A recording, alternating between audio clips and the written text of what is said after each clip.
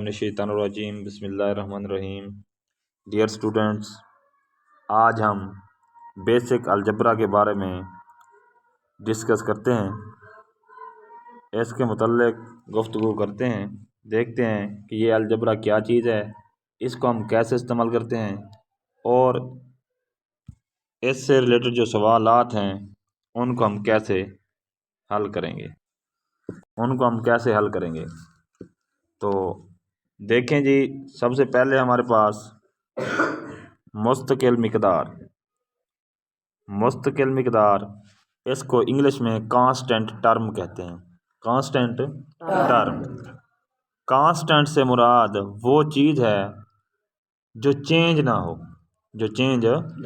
यानी उसमें तब्दीली ना आ रही हो। ठीक है, तो मुस्तकिल मिकदार की हम तारीफ़ देखते हैं।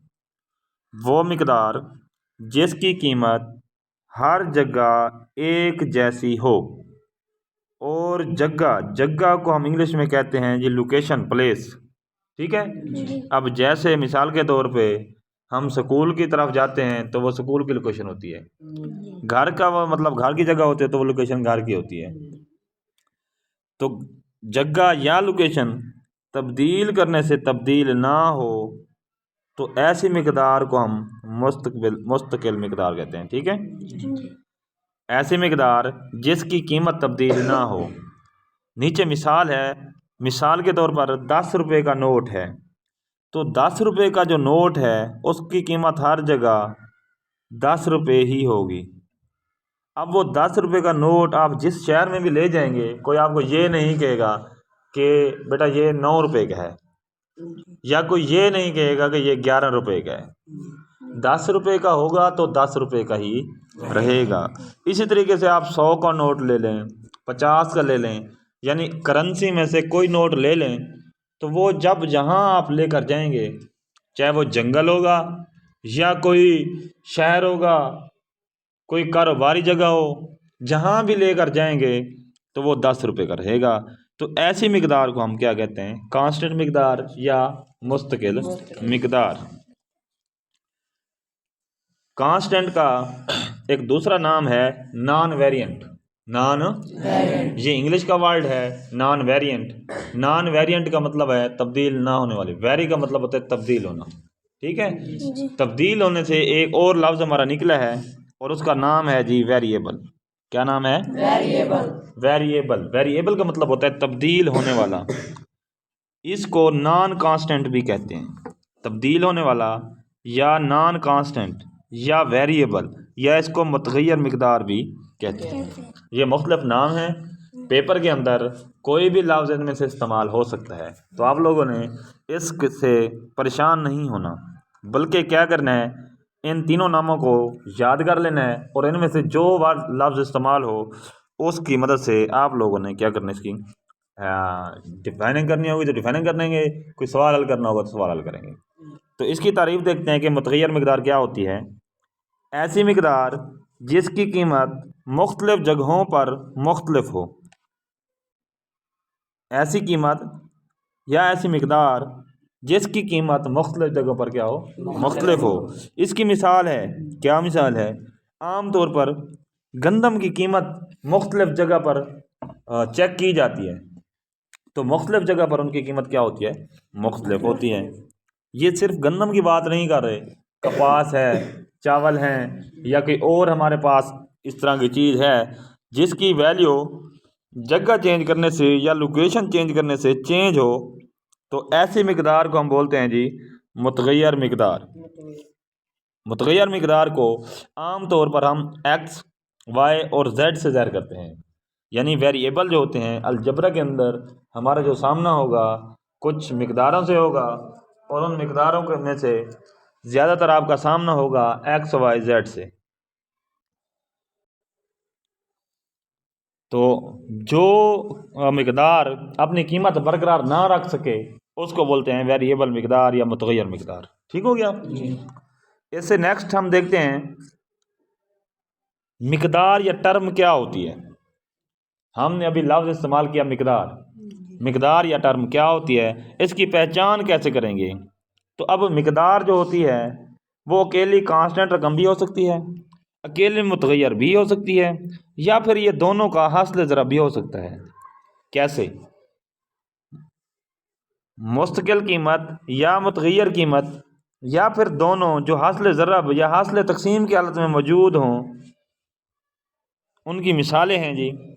हमारे पास जो मुस्तकिल कीमत होती है या मुस्तकिल मिकदार होती है, उसको आम तौर पर ए बी सी से ज़ाहिर किया जाता है।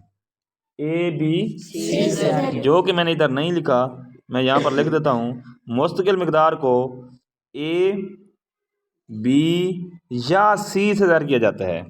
जहाँ पर अलजबरा के अंदर आपको ए बी सी नज़र आए तो यूँ समझें कि ये कांस्टेंट रकमें हैं, इनकी वैल्यू चेंज नहीं होगी। ठीक है। उसके बाद मिकदार को देखते हैं। अब मिकदार हमारे पास यहाँ पर अकेला ए लिखा हुआ है, तो इसका मतलब क्या है कि ये एक कांस्टेंट मिकदार है।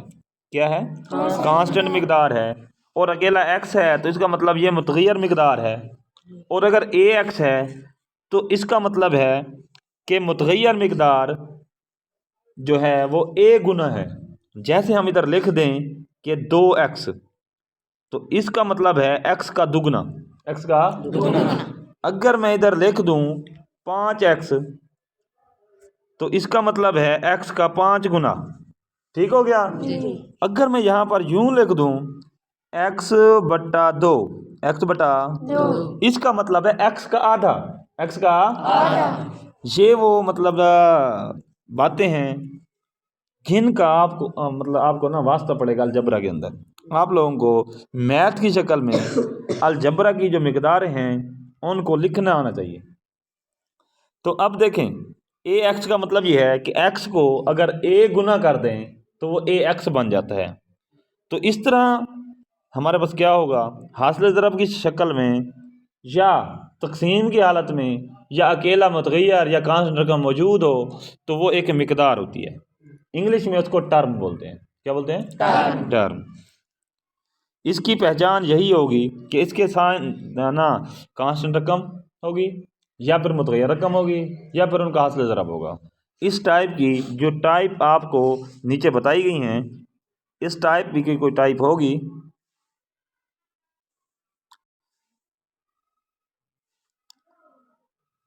जिनमें ए एक्स, एक्स और ए शामिल हैं। इसके बाद मिकदार के कुछ अज्जा हैं।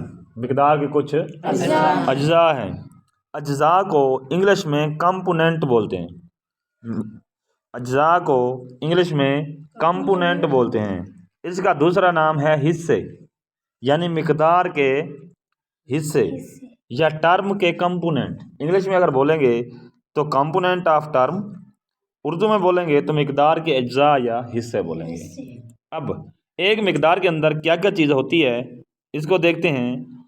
किसी भी आम मिकदार में आम तौर पर 3 तरह के अज्जा शामिल होते हैं, और उनमें क्या है? पहला है जी अददी सर। पहला अददी सर। अददी सर को इंग्लिश में कॉफिशेंट बोलते हैं। अददी सर को इंग्लिश में कॉफिशेंट बोलते हैं। उसके बाद जो दूसरे नंबर पे है वो है मुतगैर। मुतगैर को हम इंग्लिश में वेरिएबल बोलते हैं। मुतगैर को इंग्लिश में क्या बोलते हैं? वेरिएबल। उसके बाद जो तीसरी चीज़ है वो है जी कुव्वतनुमा, ताकत या पावर। कुव्वतनुमा, ताकत या पावर। इसको इंग्लिश में डिग्री बोलते हैं। डिग्री। एक और नाम है, इसको बोलते हैं जी रेज टू पावर। क्या बोलते हैं? रेज टू पावर या की ताकत। इसकी मिसालें देखते हैं। हमारे पास यहाँ पर एक रकम है।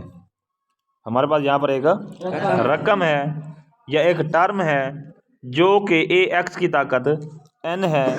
अब इसके जो 3 हिस्से हैं उनको देखते हैं। पहला जो वेरिएबल के साथ रकम होगी, ये वाली ए, इसको बोलेंगे अददीसर या कोफिशेंट। अददीसर या कोफिशेंट। उसके बाद वो मुतगैर मिकदार होगी जिसको हम वेरिएबल बोलेंगे। उसके बाद एक्स के ऊपर जो एन लिखा हुआ है इसको बोलते हैं डिग्री या पावर। डिग्री या पावर। इस रकम को कैसे पढ़ेंगे? पढ़ने का तरीका ज़रा समझ लें। इसको हम पढ़ेंगे ax raise to power n, ax raise to power n। Urdu में से कहेंगे ax की ताकत n, ax की ताकत n।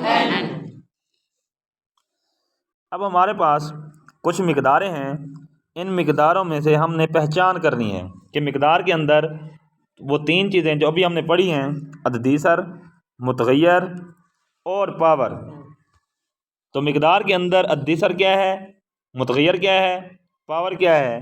तो सबसे पहले अगर हम पहले इसमें देखें मिकदार के अंदर, तो मिकदार है जी 5x की ताकत 2, 5x की ताकत 2 या 5x raise to power 2, 5x raise to power 2। English में इसको रेज टू पावर पढ़ते हैं और उर्दू में की ताकत पढ़ते हैं, ठीक है। तो अब इसके अंदर देखें जो हमारे पास अददी सर है, तो x के साथ वाली रकम वो 5 है, यानी 5x रेज टू पावर 2 में जो कोफिशिएंट या अददी सर है वो क्या है, 5। और मुतगय्यर कौन सा इस्तेमाल हो रहा है, x। मुतगय्यर कौन सा इस्तेमाल हो रहा है, x। यहाँ पर देखें 5 के साथ जो x है ये मुतगय्यर होते हैं। उस x की ताकत कितनी है, पावर, वो 2 है, ठीक हो गया। अब इससे अगली जो रकम है, अगली जो मिकदार है उसको अगर देखें तो वो है 6y raise to power 3, 6y raise to power 3, हाँ जी। तो 6y की ताकत 3। अब इसको अगर देखें तो इसमें अददी सर क्या है 6, मुतगय्यर y और उसके बाद पावर जो है वो 3 है। इससे अगली हमारे पास जो मिकदार है अगर उसको गौर से देखें तो वो हमारे पास है जी 7z की ताकत 12, 7z की ताकत 12। तो अददी सर 7, मुतगय्यर z और पावर 12। तो अब मेरे ख्याल में आप लोगों को अददी सर, मुतगय्यर और पावर क्लियर हो गया। अब इसके बाद हमारे पास है जी अलजबरी जुमला, अलजबरी जुमला। अलजबरी जुमला को इंग्लिश में अलजेब्रिक एक्सप्रेशन बोलते हैं, अलजेब्रिक एक्सप्रेशन बोलते हैं। ये बहुत अहम चीज़ है, इसको ज़रा आप तवज्जो से समझेंगे क्योंकि ये बुनियादी चीज़ है। अगर ये समझ आ गई तो ठीक है, अगर आप लोगों को यहाँ से समझ ना आई तो पूरा अलजबरा आप लोगों को परेशान करेगा और आप बोलेंगे कि रियाजी का सब्जेक्ट बहुत बोर है, बहुत मुश्किल है, ठीक है। अगर ये समझ आ गई तो रियाजी बच्चों का खेल बन जाता है, ठीक है। तो इसके अंदर देखें अलजबरी जुमला या अलजेब्रिक एक्सप्रेशन क्या चीज़ है। तो इसमें हमारे पास है जी मुख्तलिफ मिकदारों को हम पहले डिस्कस कर चुके हैं, को जमा, नफ़ी या दोनों अलामतों की मदद से इकट्ठा लिखना, इकट्ठा करना या लिखना, ठीक है। हमारे पास क्या होंगी, मुख्तलिफ मिकदारें होंगी, उन मिकदारों को हम इकट्ठा करेंगे, इकट्ठा करने के बाद जो चीज़ हमें मिलेगी वो होगा अलजबरी जुमला। अलजबरी जुमला की कुछ मिसालें हैं, उन मिसालों को देखते हैं जी। x जमा ए, x जमा ए, यहाँ पर एक मुतगय्यर मिकदार x है और दूसरी कांस्टेंट या मुस्तकिल मिकदार a है। इसको जमा की अलामत के साथ जोड़ा गया है और इनको जोड़ने से जो चीज़ बनी है वो बनी है जी x जमा ए। ये हमारे पास क्या है जी, अलजबरी जुमला है। इसी तरह हमारे पास एक और अलजबरी जुमला है जिसमें ax स्क्वायर जमा bx जमा c लिखा हुआ है, या ax की ताकत 2 जमा bx जमा c इसको पढ़ते हैं। अच्छा, यहाँ पर एक सवाल आता है कि इस अलजबरी जुमले के अंदर कितनी रकमें हैं, कितनी रकमें या मिकदारें हैं। रकम और मिकदार आप लोगों को पहले बता दिया गया है। तो अगर आपसे कोई सवाल पूछता है तो आप इनकी गिनती करके बताएंगे। कैसे, हमारे पास एक मिकदार ax स्क्वायर है, दूसरी bx है और तीसरी c है। तो इस अलजबरी जुमले के अंदर 3 मिकदार हैं या 3 टर्म्स हैं। इसके बाद हम एक और अलजबरी जुमला देखते हैं, वो है जी ax जमा bx की ताकत 0। इसको हम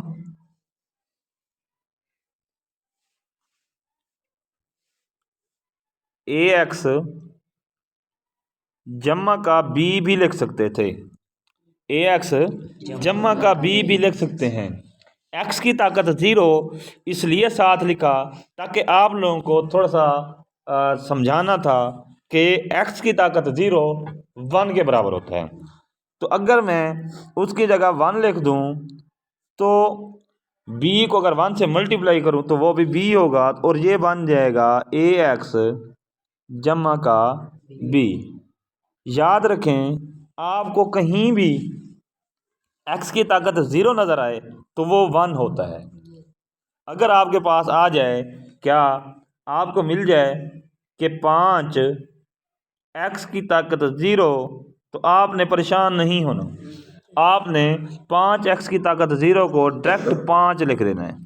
क्या लिख देना है? 5 लिख देना है।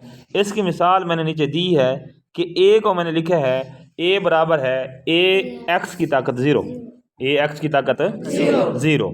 तो किसी भी चीज़ की ताकत 0 का मतलब 1, किसी भी चीज़ की ताकत 0 का मतलब क्या होगा? 1 होगा। यहाँ पर देखें, आप लोगों के लिए एक नोट बनाया गया है।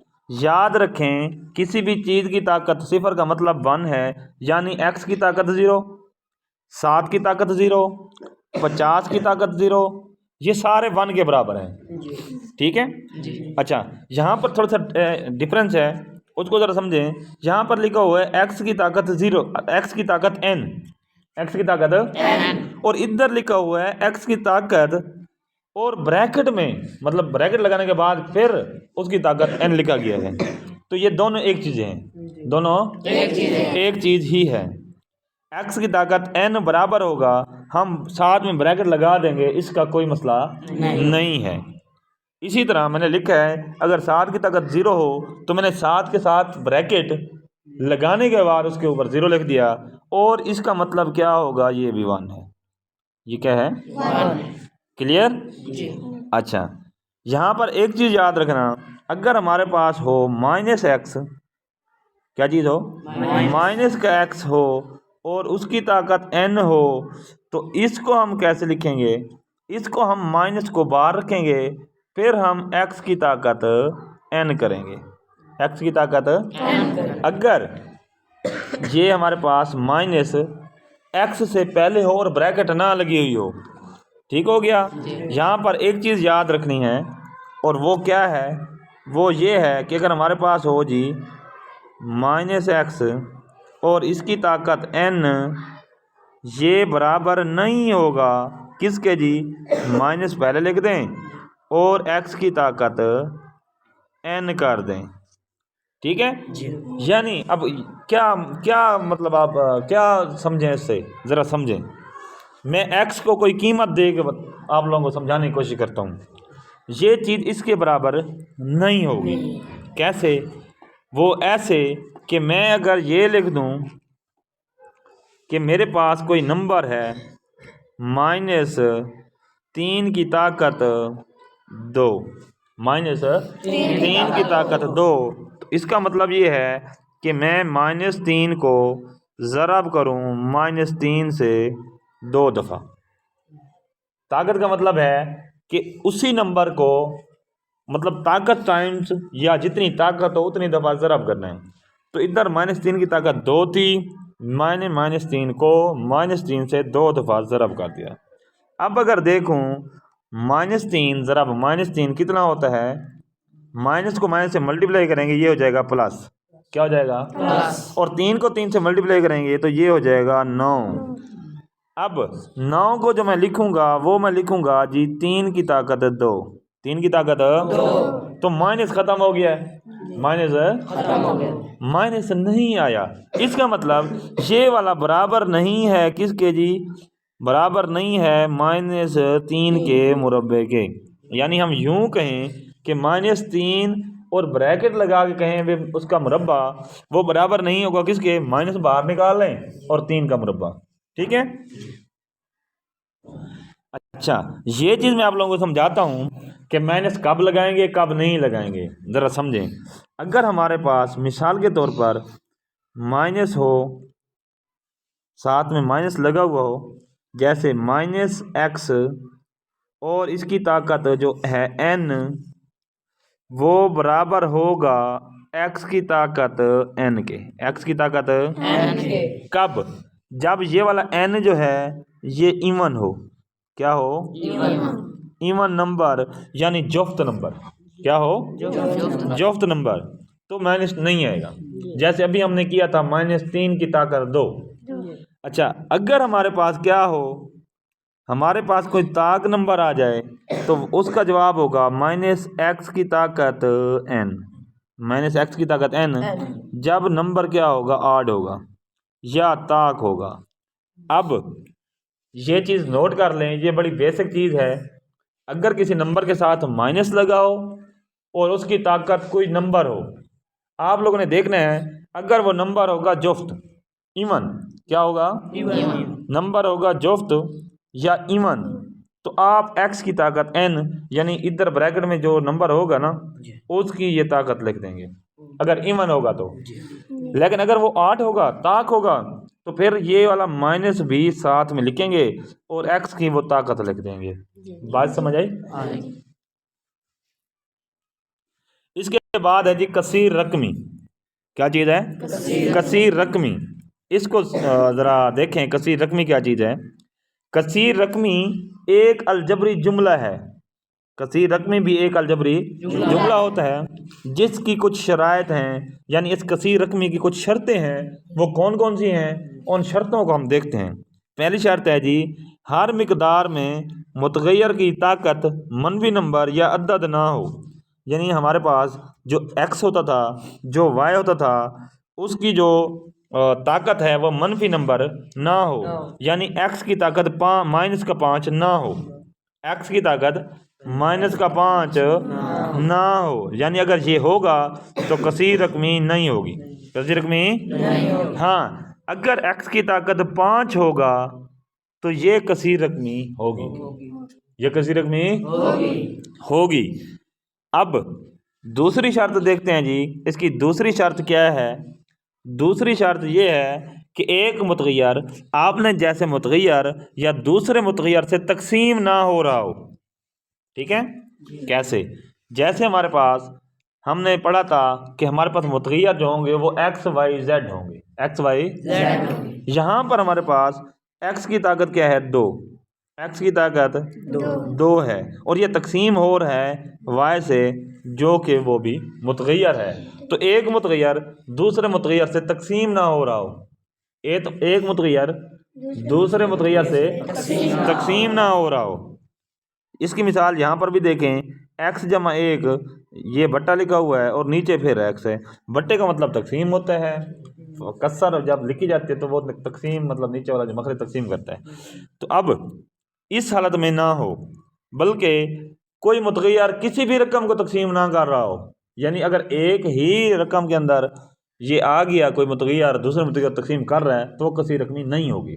अब आपसे कोई पूछता है, कोई अलजबरी जुमला दे देता है, कहता है जी बताओ ये कसीर रकमी है या नहीं। इसकी मिसाल देख लेते हैं जी। हमें कोई कहता है ax की ताकत 2 जमा bx जमा c, ये हमारे पास क्या है? एक कसीर रकमी है। ठीक है? एक अलजबरी जुमला है। हमने क्या बताना है, कसीर रकमी है या नहीं है। तो क्या x के नीचे कोई मुतगैर है? नहीं है। इस x के नीचे कोई मुतगैर है? नहीं है। कांस्टेंट रकम के नीचे कोई मुतगैर है? नहीं है। तो इसका मतलब इसका मुतगैर तकसीम नहीं हो रहा। अब पहली इसकी शर्त देखते हैं। इसकी ताकत मनफी में है, 2 मनफी में है? नहीं है। यहाँ पर 1 होता है, मनफी में है? नहीं है। यहाँ पर 0 होता है, मनफी में है? नहीं है। तो पहली 2 जो शर्तें हैं उसके मुताबिक ये कसीर रकमी है। पहली 2 शर्तों के मुताबिक ये कसीर रकमी है। अब इसकी अगली शर्तें देखते हैं। तमाम मुतगैर के साथ मौजूद रकम, तमाम मुतगैर के साथ मौजूद अददी सर हकीकी अदाद हों। क्या हों? हमारे पास जो मुतगैर हैं, तमाम मुतगैरों के साथ मौजूद अददी सर हकीकी अदाद हों या सही अदाद हों। इसकी क्या मतलब? इसका मतलब ये कि हमारे पास जो मुतगैर होगा ना उसके साथ जो अददी सर है वो नंबर होना चाहिए। जैसा कि इधर 5 है, इधर क्या है? 4 है। अब ये क्यों कहा है?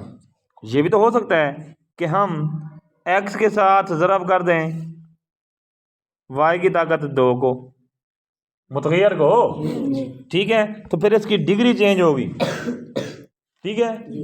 अभी हम इसको ज़्यादा डिस्कस नहीं करते क्योंकि ये जब हम टाइप पढ़ेंगे तो वहाँ पर देखेंगे इनकी मल्टीप्लिकेशन में इनकी एडिशन किस तरह से होती है, वो एक प्रोसेस अलग है, उसको हम देखेंगे। अभी फ़िलहाल आप लोगों ने ये कंडीशन याद रखनी है कि जो हमारे पास मुतग़य्यर हैं उनके अददी सर हकीकी अदाद हों या सही अदाद हों।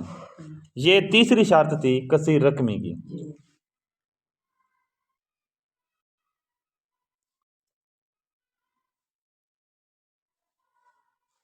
हमारे पास है जी a x⁻² जमा bx जमा c। अब देखें इस मिकदार में x का जो दर्जा है वो 2 है, इसमें 1, इसमें 0, तो जो कसीर रकमी का पूरी कसीर रकमी का दर्जा होगा वो होगा जी जो बड़ी मिकदार मतलब कसीर हमारे पास रकमें हैं उनमें जो बड़ा कुव्वत नुमा होगा वो कसीर रकमी का दर्जा होगा। अब ये 2 है तो पूरी कसीर रकमी का दर्जा कितना है जी 2 है। अच्छा, अब मिसाल के तौर पर हमारा सवाल जो हमारी कंडीशन थी वो क्या थी उसको देखते हैं। वो ये है कि हमारे पास जो मुतग़य्यर की सबसे बड़ी कुव्वत वाली मिकदार है उसका अद्दी सर 0 ना हो। मिसाल के तौर पर ax² मैं दोबारा लिख रहा हूँ जमा bx जमा c।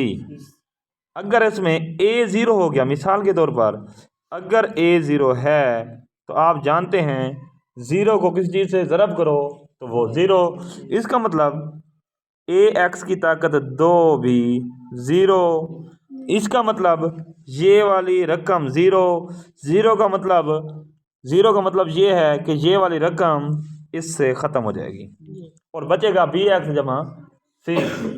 तो bx जमा c में जो हमारे पास दर्जा होगा वो 1 होगा, तो कसीर रकमी का दर्जा चेंज हो जाता है। इस वजह से हम क्या कहते हैं, हम ये कहते हैं कि हमारे पास जो उसका कोफिशिएंट है जो उसका अददी सर है हमारे पास बड़ी कुव्वत नुमा का वो 0 नहीं होना चाहिए, ठीक है। तो अच्छा बेटे, अब हमारे पास कसीर रकमी की एक आम और जनरल फॉर्म है, कसीर रकमी की एक आम और जनरल फॉर्म है, हम उसको देखते हैं।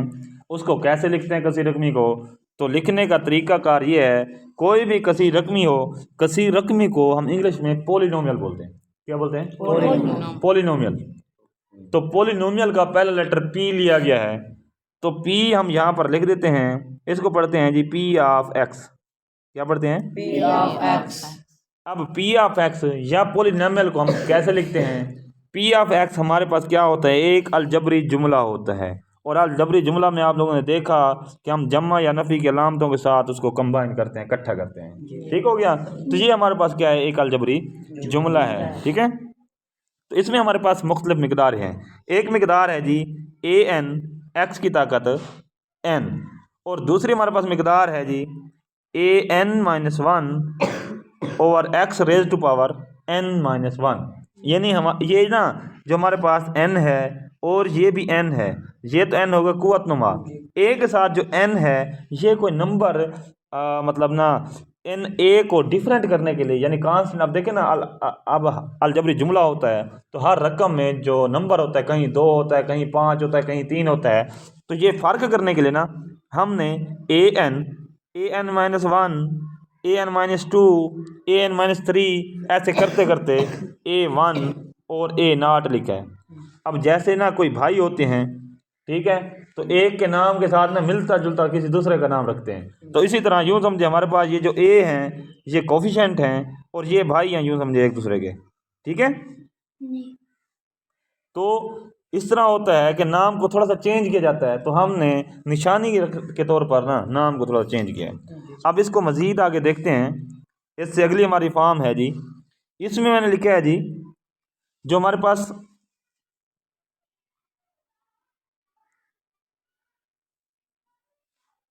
इसमें an और दूसरे तमाम एज जो हैं अद्दी सरों की जगह निशानी के लिए इस्तेमाल किए जाते हैं, निशानी के तौर पर इस्तेमाल किए जाते हैं। और वो क्या होते हैं, कहीं पर 2 होता है, यानी 2x की ताकत 2 जमा 3x जमा 5। तो अब देखें ना, यहाँ पर 2 है, यहाँ पर 3 है, यहाँ पर 5 है, ये डिफरेंट नंबर है। ठीक है, तो यूँ समझें ये हमारा an हो गया, ये an-1 हो गया और ये an-2 हो गया। n से नहीं घबराना, x से नहीं घबराना। अगर आप x n y z से घबरा गए, a b c से घबरा गए, तो यूँ समझे आप अलजबरा से घबरा गए, इसका मतलब आप लोग रियाजी से घबरा गए। ठीक है, इससे आप लोगों ने बिल्कुल नहीं घबराना, इंशाल्लाह आप रियाजीदान बनेंगे।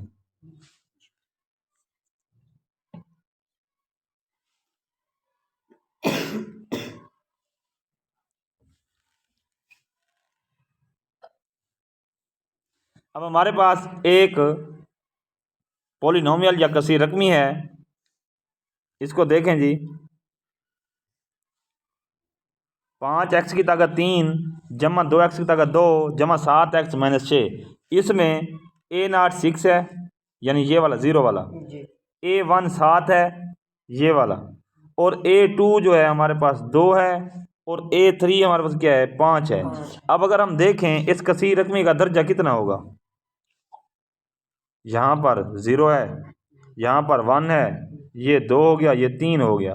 तो हाँ, मैंने आप लोगों को बताया था कि कसीर रकमी में जो हमारे पास मिकदारें हैं, तो उन सब मिकदारों में सबसे ज़्यादा जो दर्जा होगा वो कसीर रकमी का दर्जा होगा। तो सबसे ज़्यादा जो दर्जा है वो यहाँ पर 3 आ रहा है, 5x का 2 का। तो इस कसीर रकमी का दर्जा कितना होगा, 3। ओके।